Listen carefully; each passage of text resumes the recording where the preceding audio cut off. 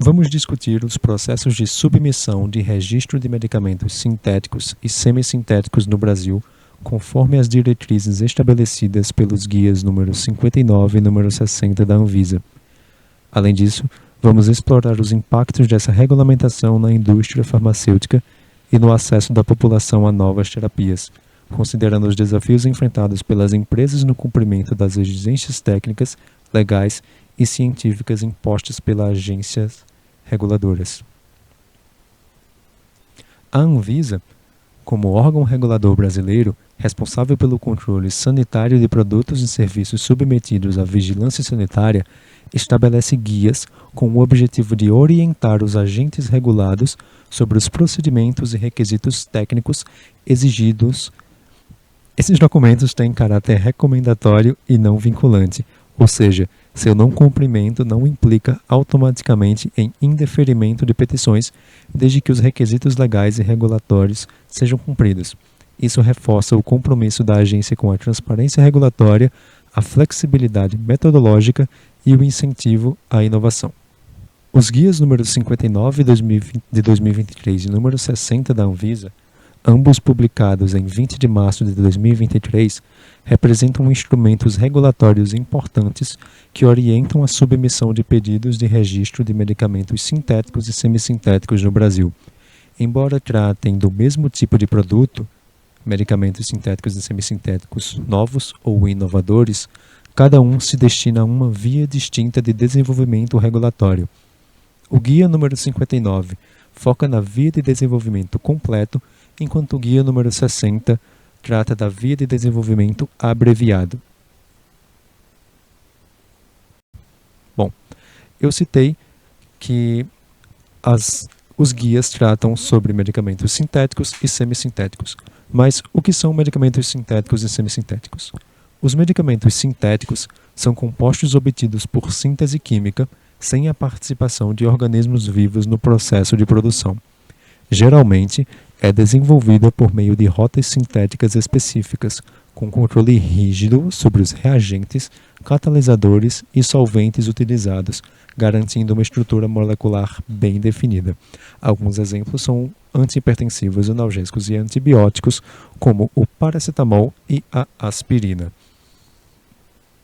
Sobre os medicamentos semissintéticos, são aqueles produzidos a partir de uma substância natural, geralmente obtida por processos biotecnológicos ou extração vegetal, que passam por modificações químicas subsequentes.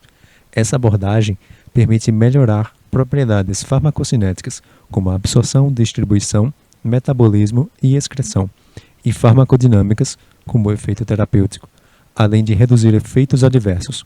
Um exemplo clássico de um medicamento semissintético é a amoxicilina, que é um antibiótico derivado da penicilina que tem maior estabilidade ácida e melhor absorção oral.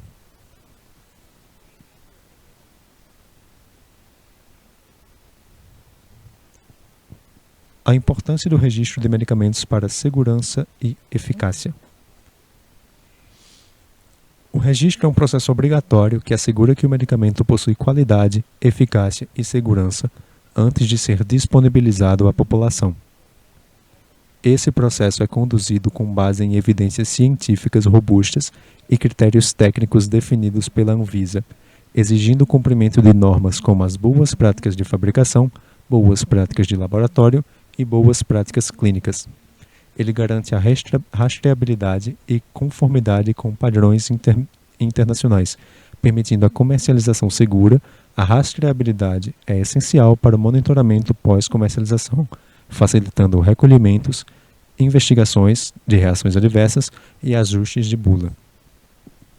Esse processo protege a saúde pública ao evitar a circulação de medicamentos ineficazes ou prejudiciais.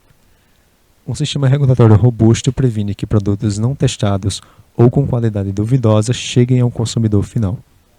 Ele também fortalece a credibilidade das indústrias farmacêuticas no mercado nacional e internacional. Empresas que cumprem exigências regulatórias rigorosas tendem a ganhar espaço em mercados externos, especialmente quando a submissão é feita em formatos reconhecidos internacionalmente, como o Common Technical Document, o CTD.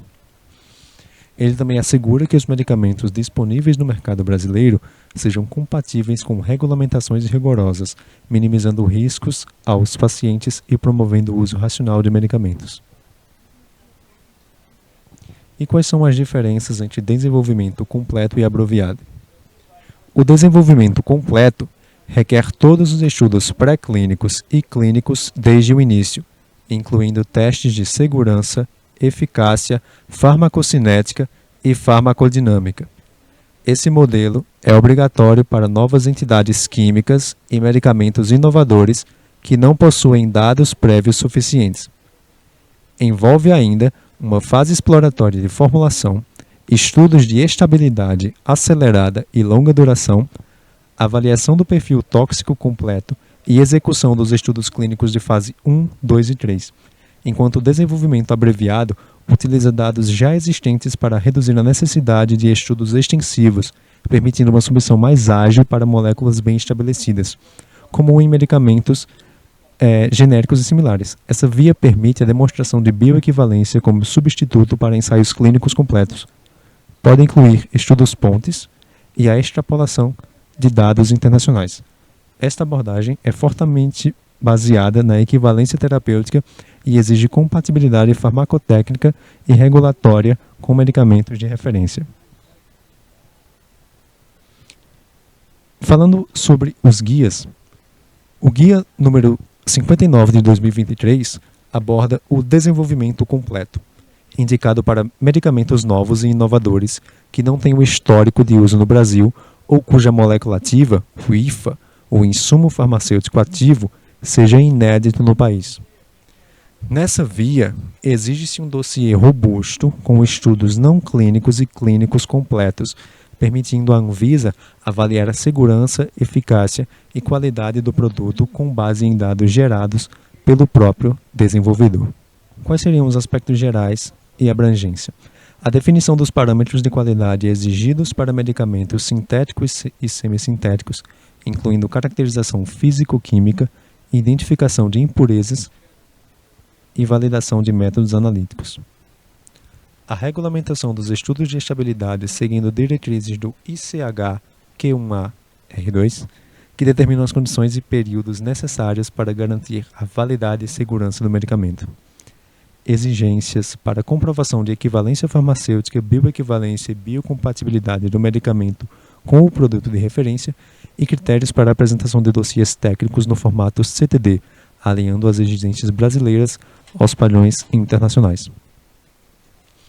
Existe a exigência dos estudos clínicos e não clínicos, no caso a determinação dos requisitos para estudos clínicos em fases 1, 2 e 3, incluindo critérios para comprovação de eficácia e segurança em diferentes populações, necessidade de testes toxicológicos para substâncias novas e modificações estruturais relevantes em moléculas já conhecidas, e a avaliação do impacto ambiental do medicamento conforme diretrizes internacionais. E quais são os impactos do Guia 59 na indústria farmacêutica? Ele reduz a incerteza regulatória ao definir critérios claros para a submissão e avaliação dos dossiês técnicos, uma maior previsibilidade no tempo de aprovação de novos medicamentos, beneficiando tanto a indústria quanto os pacientes, incentivo à inovação e ao desenvolvimento de novos fármacos, alinhando as exigências brasileiras com as melhores práticas internacionais.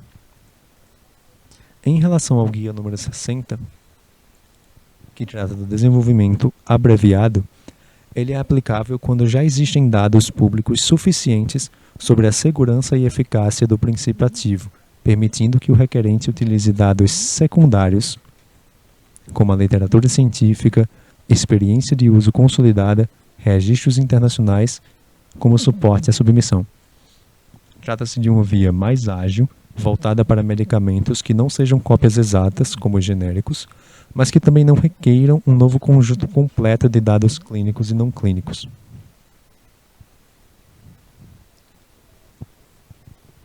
Ambos os guias seguem uma estrutura técnica bastante semelhante, contendo seções como escopo, introdução, base legal, apresentação dos dados exigidos, glossários e referências bibliográficas. No entanto, o conteúdo de cada guia reflete suas respectivas abordagens metodológicas. Sobre o guia número 59, como já foi citado, temos os estudos não clínicos, dos quais exigem sobre a farmacologia de segurança, toxicologia aguda, subcrônica e crônica, além de estudos de genotoxicidade, carcinogênese e toxicidade reprodutiva, os estudos clínicos que abrangem a farmacocinética, farmacodinâmica, eficácia e segurança. A caracterização clínica precisa estar fortemente fundamentada em evidências obtidas por ensaios clínicos controlados, e também é necessária a apresentação de dados brutos. No caso, se espera que a submissão completa dos dados dos estudos seja realizada no formato CTD, que é o Common Technical Document, que é um padrão internacional. Voltando para o guia número 60, do desenvolvimento abreviado, esse guia apresenta a proposta mais enxuta para o registro, enfatizando a viabilidade de se utilizar dados secundários de fontes confiáveis, como publicações científicas, registros anteriores em outras agências reguladoras, como a FDA e a EMA, revisões sistemáticas e meta-análises.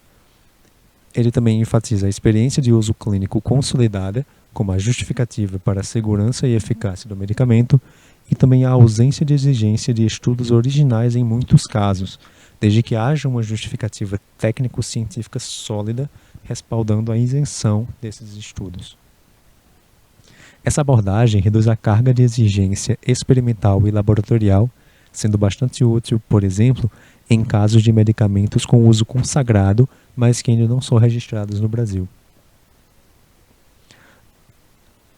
Ambos os guias se fundamentam na Resolução RDC número 753 de 2022, que estabeleceu um novo marco regulatório para o registro de medicamentos sintéticos e semissintéticos no país. A norma define critérios específicos para as diversas vias de desenvolvimento e representa um avanço importante para alinhar a regulação brasileira com práticas internacionais.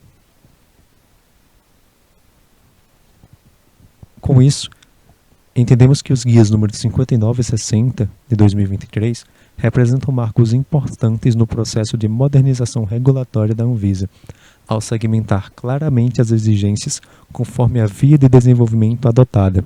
Eles proporcionam maior previsibilidade e segurança jurídica aos requerentes, estimulam a inovação e o acesso à medicamentos novos no Brasil, facilitam o aproveitamento de conhecimento científico já existente, otimizando os recursos, e aceleram o processo de registro, especialmente em casos de medicamentos com uso consolidado internacionalmente. O equilíbrio entre rigor científico e flexibilidade metodológica torna esses guias instrumentos valiosos tanto para as empresas farmacêuticas quanto para profissionais da área regulatória e pesquisadores que desejam compreender ou participar do processo de introdução de novos medicamentos no mercado brasileiro. Agora vamos para uma breve dramatização para entender o caso. Oh meu Deus, eu inventei uma molécula nova, mas agora percebo que não faço ideia de como colocar isso no mercado. Eu achei que era difícil sintetizar, caracterizar, otimizar, mas o difícil é a regulamentação. Calma. É exatamente para isso que servem os guias da Anvisa. Como o próprio nome diz, eles são guias. Você pode utilizar eles para se basear no que você precisa fazer para regulamentar o seu produto no mercado.